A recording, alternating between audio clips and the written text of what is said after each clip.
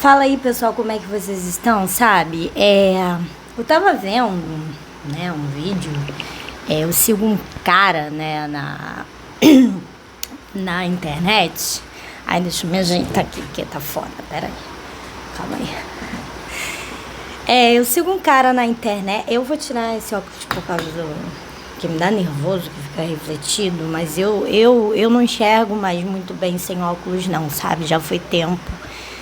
E eu sou míope, então eu tenho realmente dificuldade de enxergar hoje muito mais do que eu tinha, né? E aí, gente, sabe o que eu tava querendo falar nesse vídeo aqui hoje? Eu tava querendo falar sobre essa coisa das inteligências, né? E falar sobre um pouco do que eu já vi aí por aí sobre isso, e de habilidades e de conscienciosidade também vou falar, que basicamente, para quem não sabe, conscienciosidade seria essa capacidade que a pessoa tem de seguir regras, rotinas, fórmulas, né? E tudo mais, né? E falar também sistema, a gente falar um pouquinho sobre uma questão sistemática de sistema também. Sistemática de sistema foi ótimo, né? Uma questão sistemática e estrutural, né? De como que se dá, né? Como que se dá principalmente no mercado de trabalho, né? O quanto que é diferente para a classe trabalhadora e para, sei lá, a classe média que consegue, de repente, estruturar um roteiro mais fixo sobre a sua vida, porque tem colchão social, né? Tipo, tem dinheiro para fazer um intercâmbio, tem tempo, não ajuda os pais a fazer nada, não arruma uma casa, nunca precisou fazer isso, nunca precisou trabalhar, nunca precisou trabalhar cedo, né? Muitas pessoas começam a trabalhar muito cedo na classe trabalhadora ou tem que trabalhar de forma não remunerada, né? Como foi mais o meu caso, assim, sempre trabalhando também, ajudei muitos meus pais, tanto no negócio deles também, quanto em casa. Então, assim, as necessidades, elas são diferentes, das pessoas são diferentes e isso vai moldar a vida também das pessoas, né? Então, eu acho que tanto esse perfil que a gente tem, assim, de pessoas que são muito rígidas e se eu posso falar uma coisa, é que eu tenho dificuldade real de lidar com pessoas rígidas, porque eu não sou uma pessoa nada rígida, eu sou completo o oposto. E eu acho que, claro, tem coisas que são bacanas, né? Mas a gente sabe que rigidez demais é um padrão que pode ser um tanto quanto negativo e que também, e aí é que vai o pulo do gato, não quer dizer que pessoas mais flexíveis sejam desfocadas, né? Só porque tem diferentes interesses, diferentes vontades. Inclusive é interessante falar sobre essa questão de foco, porque eu, por exemplo, tenho aquela coisinha, né, que as pessoas sempre associam, por exemplo, ao autismo, não levando em consideração que pessoas que têm TDAH, entre outras neurodivergências, ou até mesmo superdotação, altas habilidades, que as pessoas esquecem que é uma neurodivergência, né? E tem que é o hiperfoco, mas parece que pessoas também que não são neurodivergentes também têm hiperfoco, e eu tenho hiperfoco. Inclusive nos assuntos que eu gosto, eu tenho um hiperfoco pra caralho. E na verdade eu lembro de várias coisas muito engraçadas relacionadas a essa questão de foco, porque na minha casa eu não tinha, quando eu era criança eu não tinha um quarto, né? Eu fui ter o meu quarto com 12 anos de idade, porque meus pais eram muito humildes e tal. E o período escolar acontecendo, isso e aquilo outro, só que eu sempre tive o meu cantinho na sala para estudar. Só que assim, né? Casa de pobre sabe como é que é? Televisão no volume máximo, todo mundo ali assistindo TV e almoçando, jantando de frente para televisão. E eu tinha que estudar num cantinho e aquele era o meu canto de estudo, entendeu?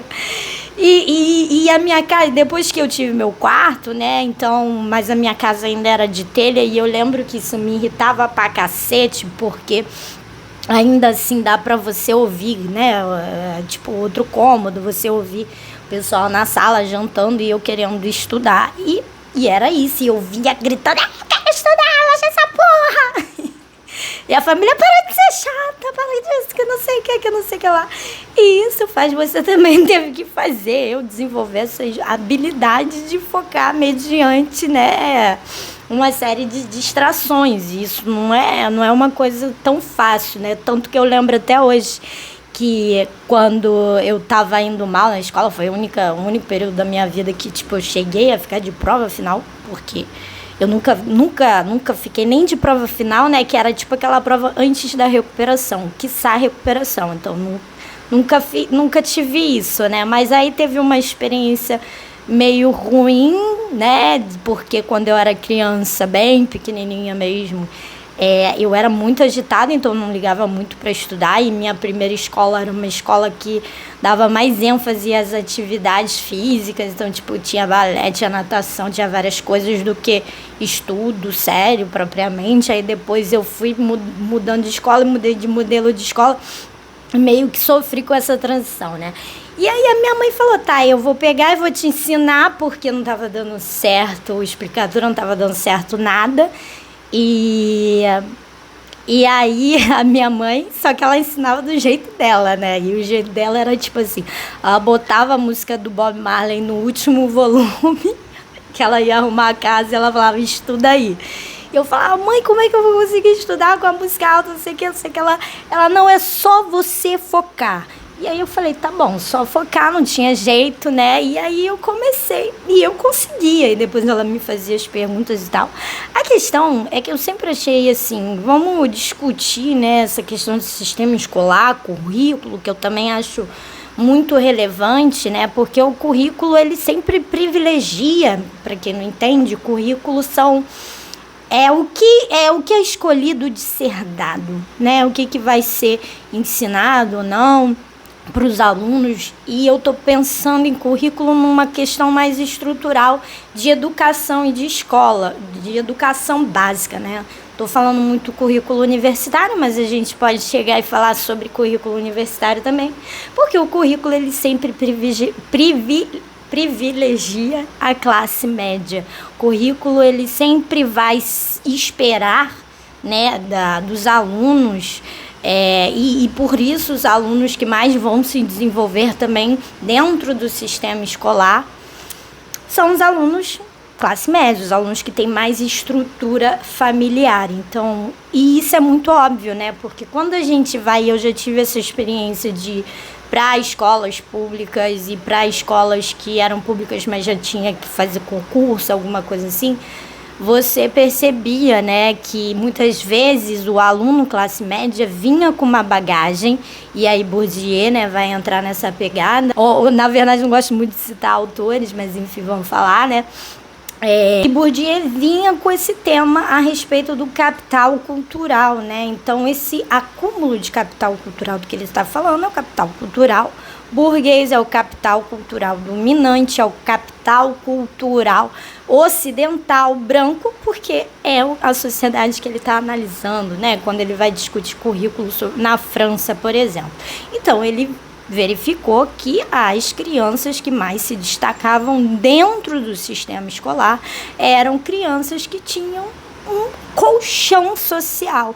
E a mesma coisa, gente, e isso se reflete, por exemplo, no ensino médio, né, que é o momento que eu já falei aqui em outros vídeos, que é da grande divisão, né, onde você vai ter uma massa que vai virar massa de trabalhadora mesmo e vai direto para o mercado de trabalho, e aqueles que conseguem estender mais e estudar.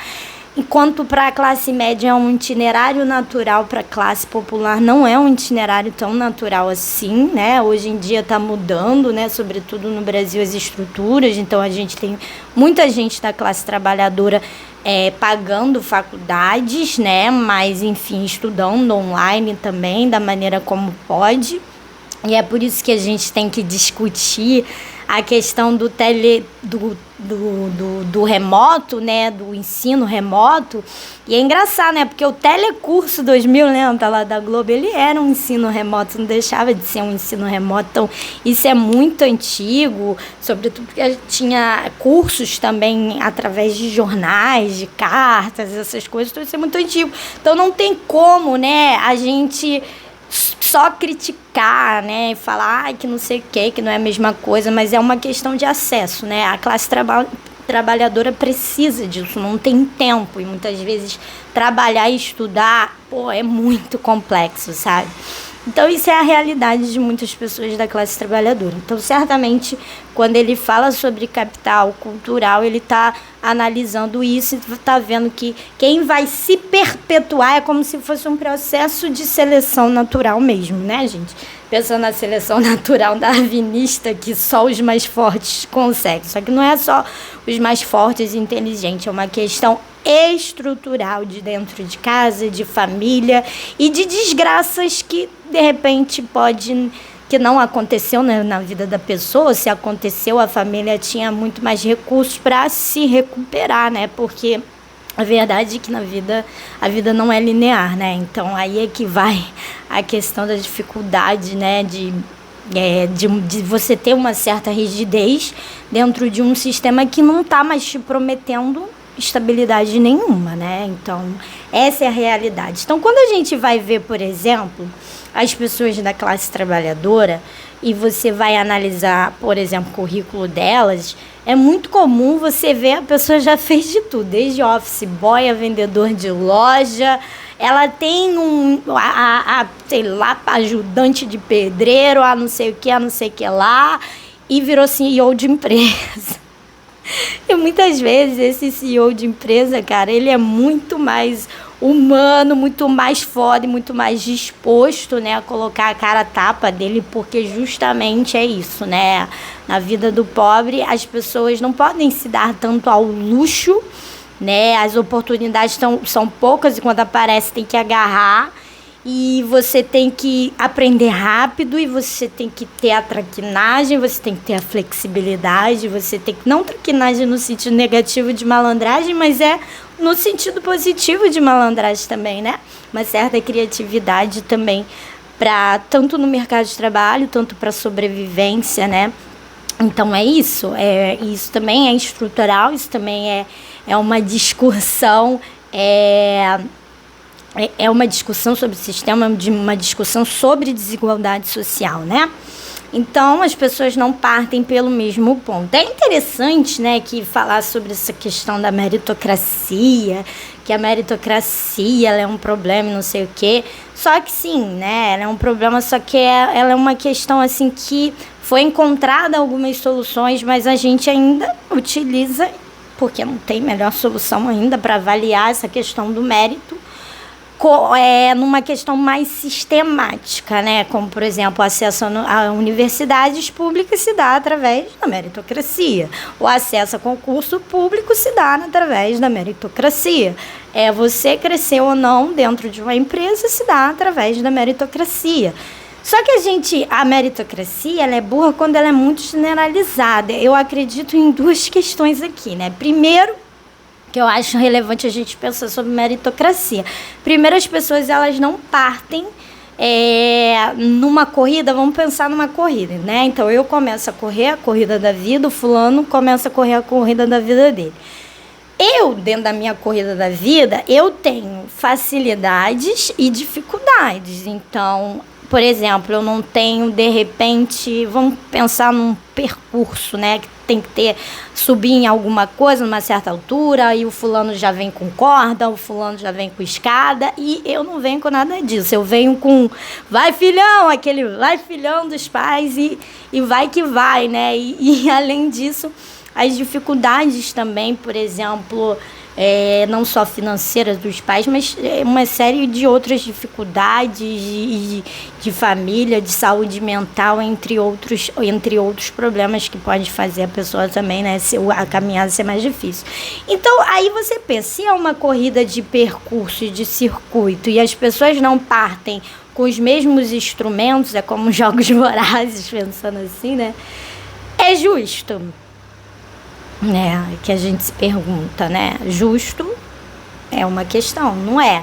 Mas então eu acho que o problema da meritocracia é o cracia, não o mérito, porque o mérito ele existe, né? Então, o que eu vejo como mérito? Eu vejo você comparar a sua história com você mesmo. Então, é você pensar, porra, eu, Tayane do hoje, sei muito mais do que a Tayane do ontem, aprendi certas coisas, melhorei certas habilidades. Então, cara, claro que eu tenho mérito sobre tudo isso.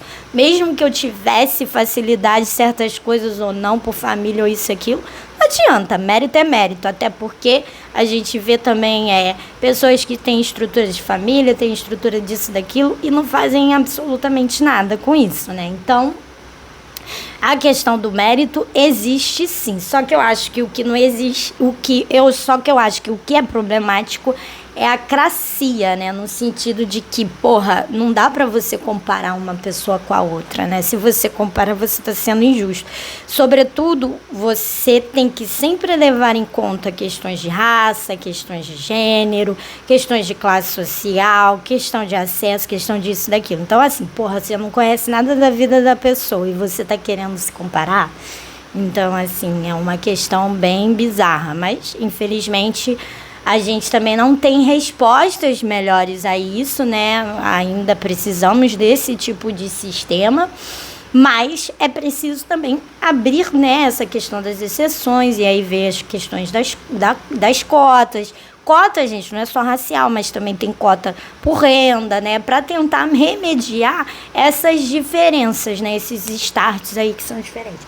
Então, eu acho que o mérito, ele existe a partir do momento que, diante dos recursos que você tinha, você fez o melhor que você conseguiu, sabe? Isso, para mim, é mérito.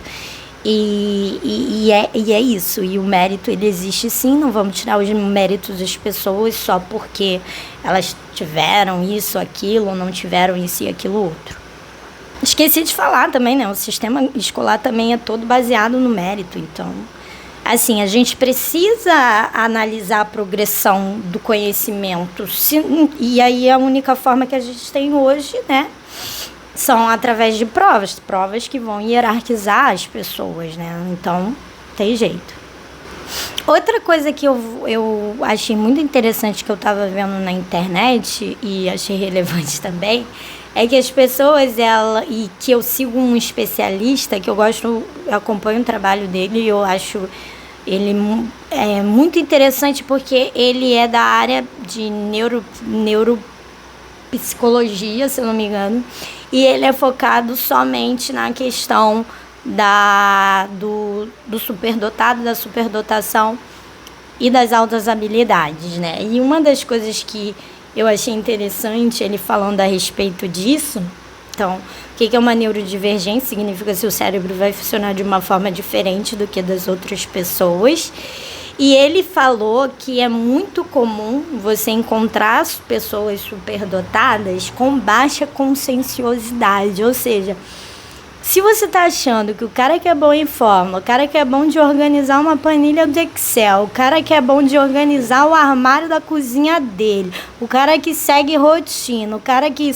ele é um cara acima da média inteligente, muitas vezes não necessariamente. Tudo bem, ele pode ser um cara inteligente porque ele tem alta consciência, que é uma outra habilidade, mas muitas pessoas que têm superdotação possuem baixa conscienciosidade. É difícil falar sobre isso, é difícil falar isso.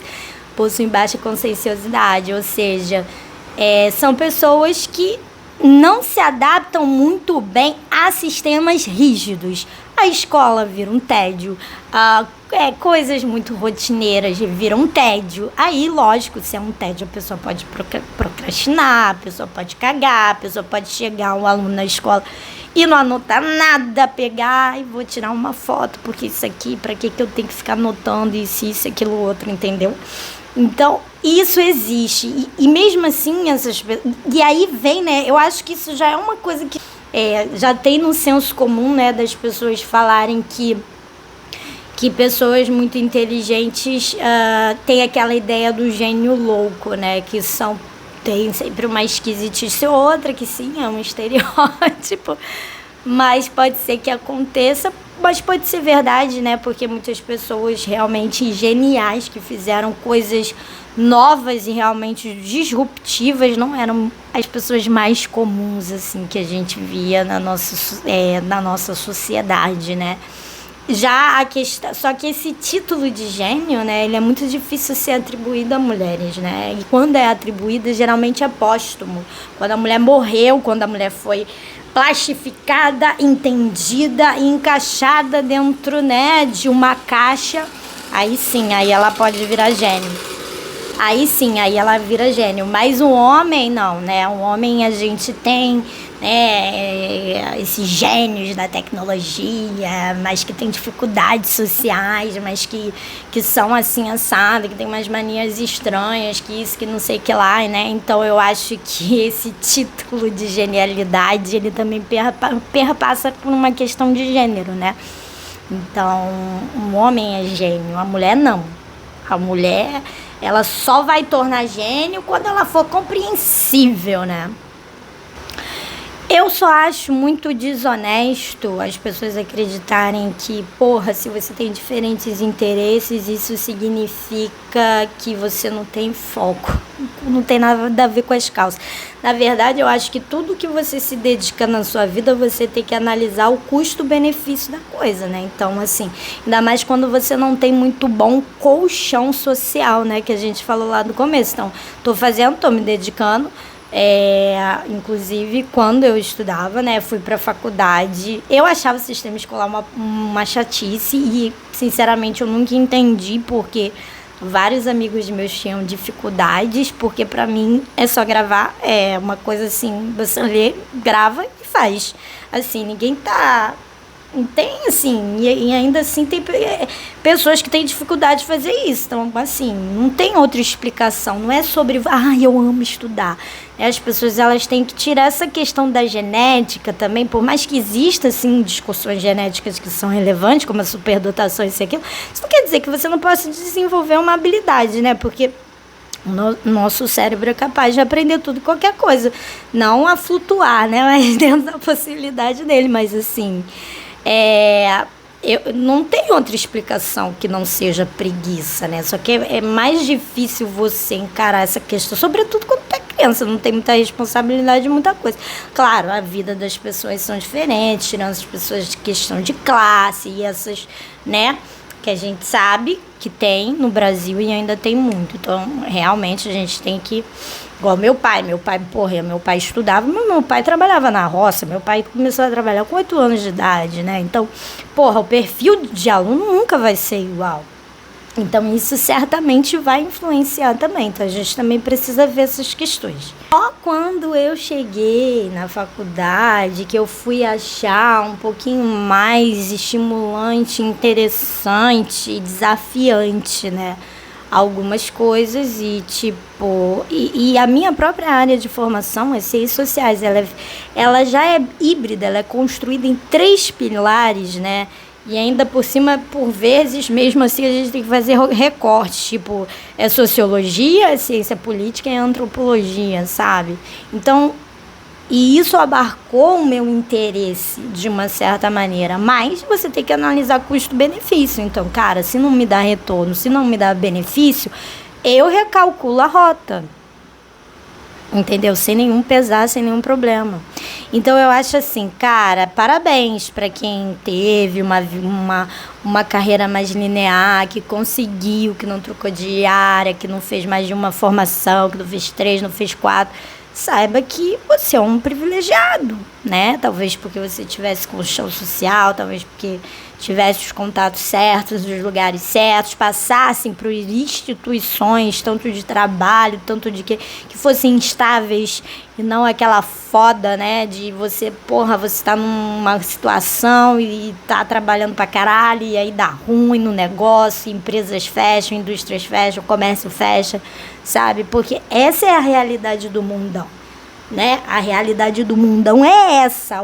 O mundo, né? Eu gosto de um termo, né, que eu estudo na administração justamente na minha área, porque eu estou estudando, o mundo é VUCA, cara. Que é tipo assim, o mundo é volátil. Então, o que está sendo hoje como um perfil interessante, né? É a flexibilidade. Só que a flexibilidade é sobrevivência, né? Não é mais característica peculiar de uma pessoa ou outra, porque a pessoa é assim, é sobrevivência. E tem que ser, porque negócios também precisam ser flexíveis. Não é só pessoas precisam ser flexíveis, sabe? Se não tá certo, muda a rota. Se não tá, analisa. Se não tá, entende? E a mesma coisa. E olha que assim, meu pai, ele foi agricultor durante toda a vida dele, né? Foi agricultor e tal. É normal que a identidade da pessoa esteja muito vinculada ao ofício a partir disso, né? E é difícil você se entender como sujeito quando isso é tirado. E aí teve a pandemia, para ele foi uma crise pessoal também. Infelizmente, ele veio falecer até durante o período da pandemia. Então, eu acho que essa ruptura já tinha, né, prejudicado ele na mente antes de prejudicar no corpo, né? Porque é difícil, né? Meu pai foi 30 anos, né? Trabalhou mais de 30 anos com isso, nesse segmento, e vendendo ervas, plantas medicinais, tal. Tinha amplo conhecimento nisso, mas era aqui, fazer outra coisa ele não sabia. Era ótimo no que ele fazia, mas, enfim, e aí aconteceu a pandemia, né? Tudo fechou, o comércio da minha família fechou. Então, cara, como mudar a rota, né? Isso aconteceu, né? Porque depois ele veio a falecer e aí mesmo que teve que mudar a rota, né? A minha família toda, minha mãe também, que precisava dele para trabalhar. Então, assim, são coisas que acontecem na vida da gente, né? Não é uma especificidade que acontece só na minha vida, pode acontecer na vida de qualquer um. Pessoas ficarem doentes, pessoas morrerem, pessoas sei lá o quê, pessoas serem demitidas, empresas falirem, não sei o que isso acontecer, né? É uma coisa assim. Então, se a gente forma a nossa identidade a partir daquilo, somente a partir daquilo que a gente faz e executa, a gente perde essa ideia de sujeito subjetivo, né? E quando eu estava falando no outro vídeo sobre a questão da individualidade, eu estou falando sobre subjetividade, estou falando sobre uma questão psicológica, não estou falando sobre individualismo, anticoletivismo, nem nada disso, até porque eu acredito que muita coisa a gente só vence através, né, do coletivo, não adianta, né? O coletivo tem que fazer pressão em certas coisas. Então, é basicamente sobre isso. Então, eu acho isso muito relevante da gente pensar, porque isso é o dia a dia, a realidade das pessoas e do brasileiro, né? A gente pode colocar também essa questão da economia nacional ser instável. Até a classe média, ela é instável, né? Ela sofre muitos problemas, inclusive saúde mental, né? Foi visto aí que o Brasil é um dos países mais ansiosos, né, do mundo até. Não sei qual era o ranking que estava, mas era altíssimo lá. Justamente porque a classe média tem medo de perder status, né? Você não dorme em paz assim, né? Tem medo de perder dinheiro, tem medo de perder o que conquistou. Aqui o Estado nos assegura muito pouco ou quase nada. Hoje em dia ele está, né, focou durante muito tempo na classe pobre, a classe mais que era mesmo que tinha que fazer isso e aquilo outro, mas a gente precisa ampliar políticas que também abrangem a classe média, que também vão abranger a classe média, porque a classe média no Brasil, ela é trabalhadora, né? Não é uma classe média que tem tanto acesso a mercado de luxo, acesso, sabe? Como em outros países desenvolvidos. Então, o nosso economia, em termos econômicos, o Brasil é instável. Tanto que você vê a quantidade de investidores que tem aqui, né? E a gente sabe que investidores, diante de qualquer instabilidade política, metem um pé, né? Então, o sistema é assim, não estou dizendo se é certo ou não, estou dizendo como as coisas funcionam. Claro, a gente tem que sempre procurar melhorar, sempre, né, discutir se é certo ou não, mas assim, a questão que eu quis mostrar é como as coisas funcionam dessa forma. Então, eu acho que a gente precisa ter uma leitura de realidade e, sobretudo, o pobre tem menos margem de erro, né? É o que eu falo, a gente tem menos margem de erro. Porque quando a gente erra o caminho, né? A gente não pode tirar 3, 40 anos sabático aí pra gente repensar e botar a nossa cabeça no lugar, né? Então é isso. A gente precisa aprender fazendo, a gente precisa aprender na prática, a gente precisa se desafiar, botar cara, tapa, não ter medo de humilhação, disso, daquilo, outro, cara, porque é isso. E essa é a realidade. Então, ó, se tá numa situação difícil, erga essa cabeça, mete pé e vai na fé, manda essa tristeza embora. Pode acreditar que um novo dia vai raiar, sua hora vai chegar, uma hora vai chegar. Foi isso, gente. Mil beijos. Tchau.